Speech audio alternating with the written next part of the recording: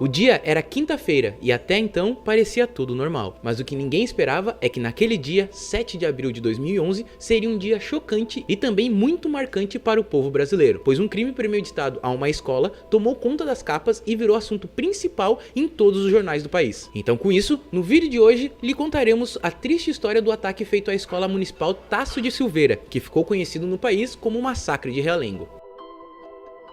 Salve, salve rapaziada, meu nome é Digo Black e este aqui é o canal Espalhável. No vídeo de hoje a gente trouxe aí uma história tanto quanto triste, né, e também muito marcante pro povo brasileiro, que foi o massacre em Realengo, que é um triste acontecimento que aconteceu, né, lá em 2011, que faz o quê? 12 anos quase, né, aconteceu em abril, né, de 2011, então vai fazer aí quase 12 anos que aconteceu esse fato. E hoje eu trouxe o meu amigo Philos Lucas para me acompanhar no vídeo de hoje e também comentar neste vídeo. Qual que vai ser a meta de like pro vídeo de hoje? E aí, Digo, e aí galera, então a meta de likes pro vídeo de hoje é 2.500 likes, acho que o pessoal vai bater. Um assunto, como você falou, é bem delicado e bem triste, acho que foi uma das notícias mais chocantes assim que eu vi, que eu lembro que o primeiro momento que eu vi assim foi uma sensação de desespero, meio né, inacreditável até, né? É um bagulho bem triste, né? Então a gente vai lembrar um pouco desse fato no vídeo de hoje. Então já sabe, né? Se inscreve no canal, ativa as notificações e também comente aí outros temas pra gente apresentar no canal Espalhável. Então, sem mais delongas, bora pro vídeo de hoje. Então pra gente começar a falar, né, um pouco desse massacre que aconteceu em 2011, a gente vai ter que começar desde o começo e falar então do autor do crime, que é o Wellington Menezes de Oliveira, que nasceu no dia 13 de julho de 1987 lá na cidade do Rio de Janeiro. Ele era um homem que ele foi adotado ainda quando era bebê por Odisseia Menezes de Oliveira, que acabou sendo então filho dela e também ganhou ali 5 outros irmãos. A sua mãe biológica, no caso, ela sofria de problemas mentais e até chegou a tentar tirar a própria vida. Então foi algo ali meio que já começou a mudar a vida do Wellington desde o começo, né? Então desde criança, né, o Wellington sempre foi uma pessoa muito calada e isso até é descrito pela própria família ali que ele foi adotado, né? E também por conhecidos. Ainda diziam que o menino era muito tímido, introspectivo e que não se metia em problemas ou desrespeitava regras. Então ele era uma pessoa que ficava ali na dele, né? Ele não fazia nada fora dos padrões normais. Então ele foi crescendo, tendo essa vida mais reservada e mais quieta, né?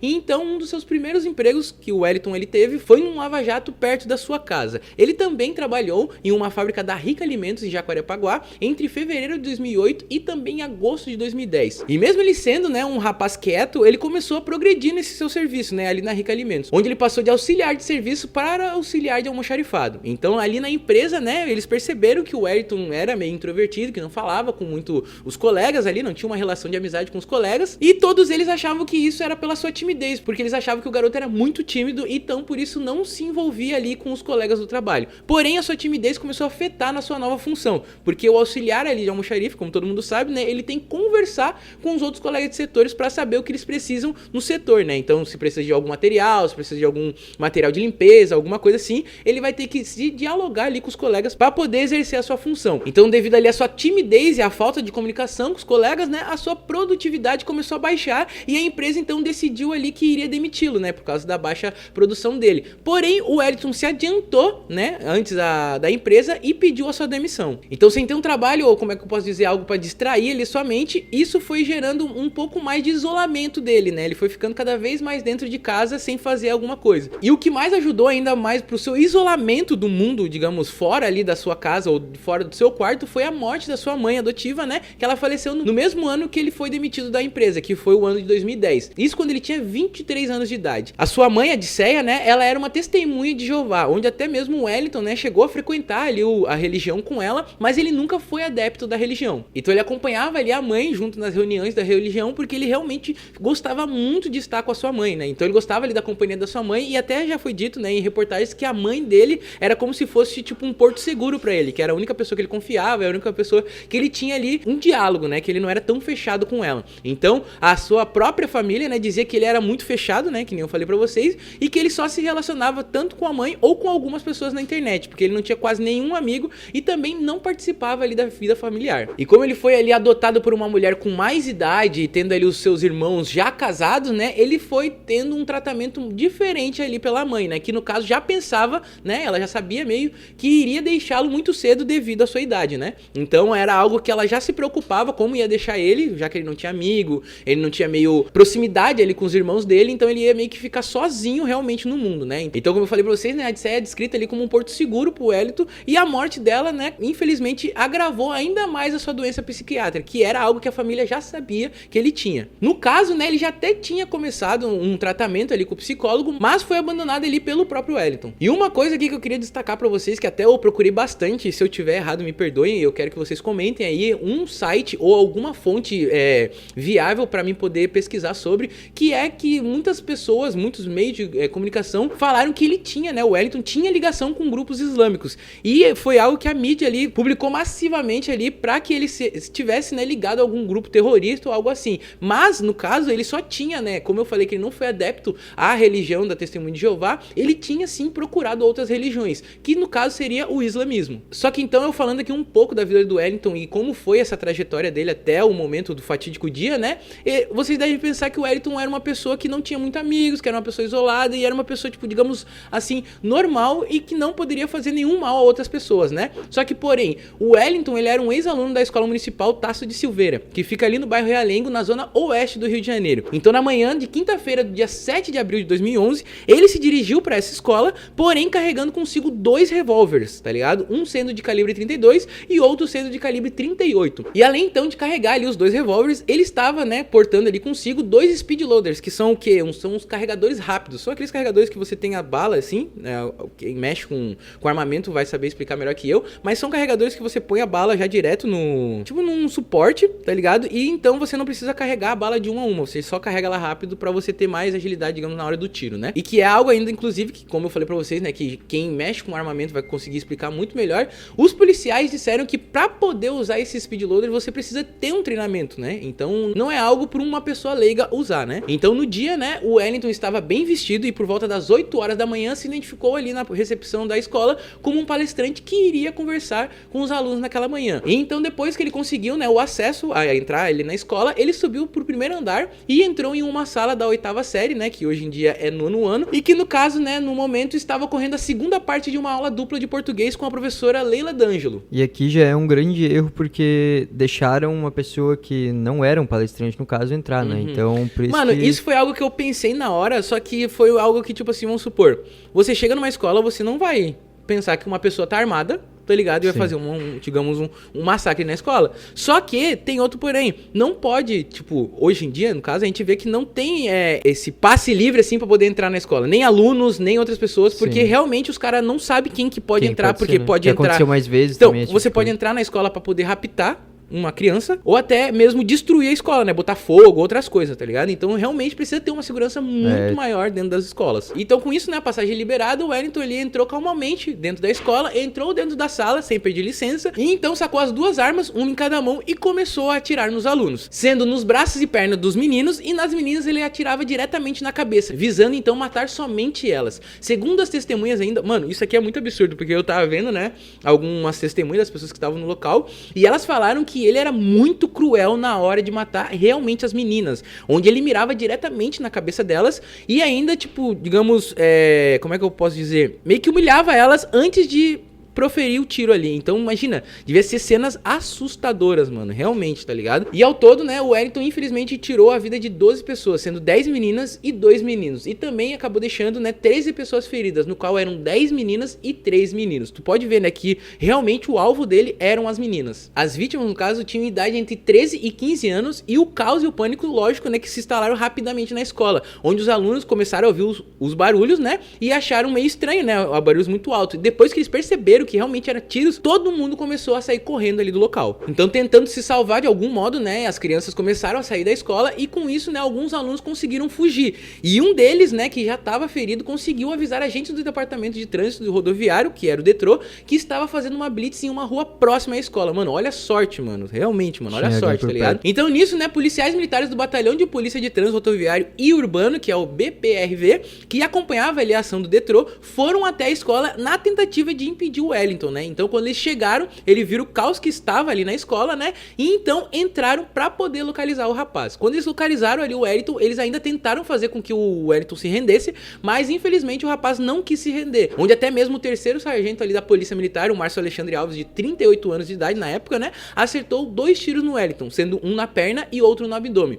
Porém, mesmo assim, caído no chão, o Wellington acabou tirando a própria vida, isso pra não ser pego pelos policiais. Então a gente volta quase lá no começo, né? O cara que era tímido, não conversava com ninguém, aí já tinha poucos amigos, ficava muito tempo no computador, já é algo pra gente meio que pensar. Só que era um cara que ele não passava por cima das regras, ele não descumpria nenhuma regra, tá ligado? Não desobedecia, digamos, a mãe ou... Só não interagia muito com a sociedade. Só não interagia muito com a criança. Qual seria a motivação do Wellington pra cometer tamanha atrocidade numa escola, e ainda mais com crianças inocentes, né? Então, a motivação para o crime, né, depois de uma investigação, seria um impulso de lembranças do passado que o Wellington carregava com ele, né? Então, esse rancor foi um dos motivos principais, né, que desencadeou a vontade de praticar esse crime tão atroz. E isso foi descoberto através de um vídeo gravado pelo próprio Wellington antes do ataque, onde ele fala que antigamente sofria muito com a prática de bullying e que era muito humilhado na época da escola, né? Ele disse ainda uma carta o seguinte: muitas vezes aconteceu comigo de ser agredido por um grupo e todos que estavam por perto debochavam, se divertiam com as humilhações que eu sofria sem se importar com os meus sentimentos. Então é algo que realmente, tipo, afetou muito ele, porque, tipo assim, todo mundo zoava ele e ninguém tinha empatia de achar que aquilo ali tava sendo algo demais, tá ligado? E até conforme o depoimento de um colega, né, um ex-colega do Wellington, ele disse o seguinte: certa vez no colégio pegaram o Wellington de cabeça pra baixo, botaram dentro da privada e deram descarga. Mano, imagina isso, mano, tá ligado? Tipo assim, tu zoar o amiguinho, tipo, lógico que zoar não é um modo de fazer amizade ou até de brincar com uma criança, né, ou até um colega. Mas tem tipos de brincadeira que tu sabe que o teu amigo não vai ficar puto, tá ligado? Coisa e se ele ficar puto, se ele ficar triste, tu tem o direito de ir lá e falar assim: pô, mano, te magoei? Sim. Pô, me perdoa, mano, não queria que fizesse isso contigo, não queria te magoar, tá ligado? Eu sou muito zoeiro, a galera aqui do estúdio sabe, mas eu sou aquela pessoa que, se eu vejo que tu tá rindo por quê, pô?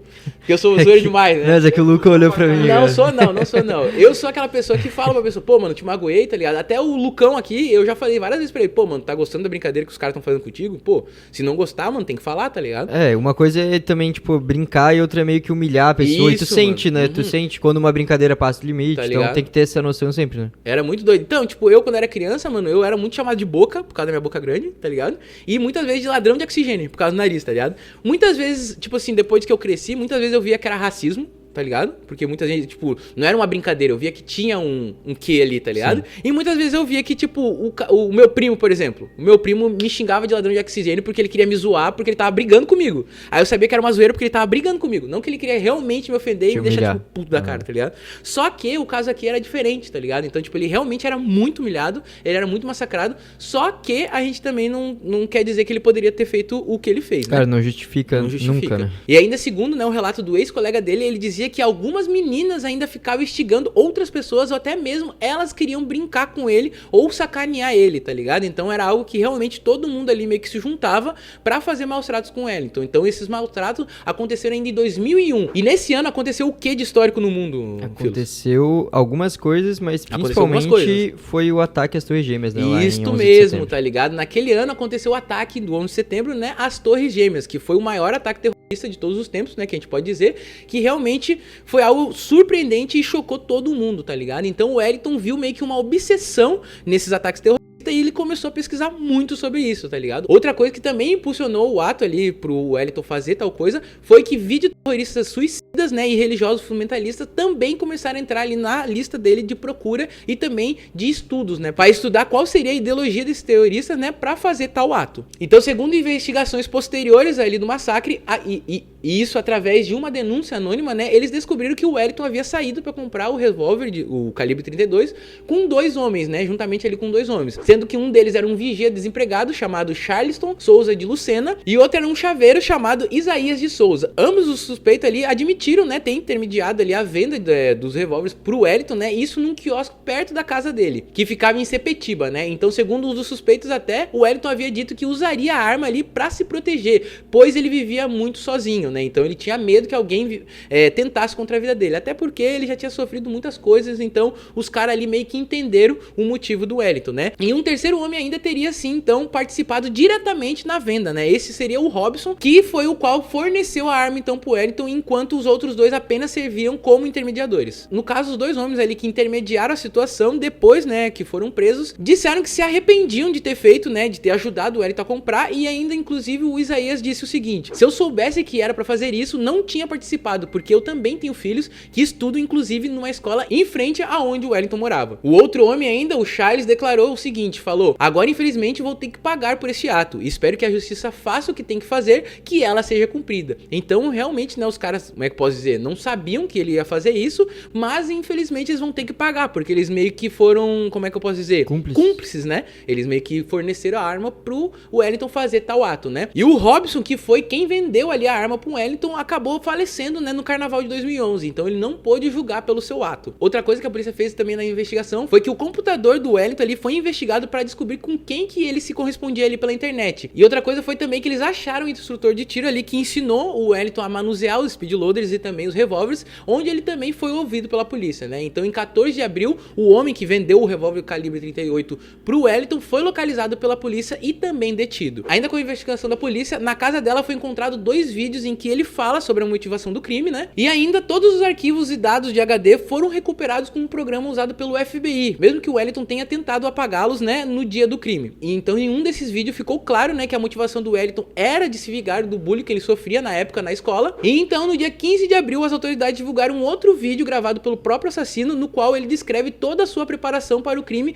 e deixa claro ali a sua motivação e as humilhações que ele sofria ali na escola. Então com isso houve muita análise e interpretação ali por parte de uma grande, como é que eu posso dizer, especialista, que seriam teólogos, psicólogos e outros especialistas da justiça, quando se soube da carta deixada pelo Wellington, né? Então certos especialistas disseram que o texto, porém, não traz referências diretas a uma crença específica e não pode ser lido como um discurso de religião autêntico, né? Mesmo que ele tenha ali usado palavras como impureza ou castidade, ou que tenha pedido até para o seu corpo ser lavado e envolvido em lençóis brancos. Uma coisa que eu tenho que destacar aqui para vocês é que a Federação das Associações Muçulmanas do Brasil, em contraponto, né, divulgou uma nota para esclarecer que o atirador não participava de nenhuma comunidade, e a União Nacional das Entidades Islâmicas do Brasil deixou uma nota dizendo que o Wellington não tinha vínculo com uma representação ou religião muçulmana, porém admitiu que o seu pedido ali, né, de sepultamento estava sim de acordo com os rituais islâmicos, que era ali o caso do corpo ser lavado ou ser envolvido em um lençol branco. Mas é claro, né, que nenhum dos pedidos, né, feito pelo Wellington na carta foi atendido, e o seu corpo então foi enterrado no cemitério do Caju em 22 de abril, após ficar 15 dias no ML, sem nenhuma visita de nenhum parente. E então ali no momento ali do enterro só tinha os coveiros e ele foi enterrado numa cova rasa e também sem lápide. Então com isso, né, vários meios de comunicação internacional divulgaram a tragédia que aconteceu aqui no nosso país e também enviaram condolências a famílias afetadas, onde inclusive o Brasil, na época, né, a presidente Dilma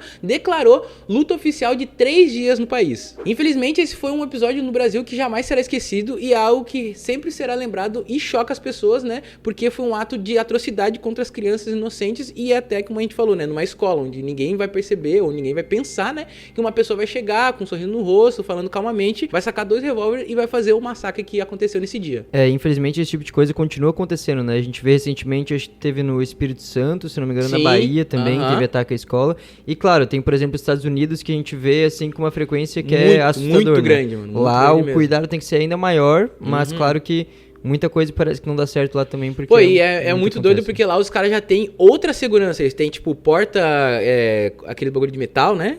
E tem mochila transparente, tem PMs, tipo né? Tipo, policiais que já ficam na porta ali da escola com arma e tudo mais. E mesmo assim acontece. É algo muito doido. O Márcio Alexandre, né, que foi o PM, né, que atirou em um Wellington, né, que atirou no abdômen e na perna, pra tentar ali impedir que ele subisse ao 3º andar e fizesse mais vítimas, até disse o seguinte, né, quando acabou o ocorrido, né, o sentimento é de tristeza pelas crianças. Eu tenho filho nessa idade, mas também é um sentimento de dever cumprido, impedir que ele chegasse ao 3º andar e fizesse mais vítimas. Então, tipo, infelizmente, né, foi algo muito triste que aconteceu no dia, né? Poderia ter sido pior ainda. Mas poderia ter sido pior, que nem ele falou, né? Se ele não tirasse a vida ali do Wellington. E, inclusive, se você quiser, a gente pode falar sobre 2 acontecimentos muito marcantes, que foi o massacre de Columbine, que aconteceu em 1999, ou o massacre de Suzano, que aconteceu aqui no Brasil, que aconteceu no ano de 2019, né? Olha só, esses também foram 2 acontecimentos muito marcantes que a gente até relembra nos dias de hoje. Bem, galera, esse foi o vídeo de hoje. Eu espero que vocês tenham gostado do jeito que eu abordei o assunto aqui. Tentei ser o mais breve possível, porque é um assunto muito delicado, então é algo que a gente não pode se estender muito e também não pode falar, tipo, muitas coisas aqui, porque também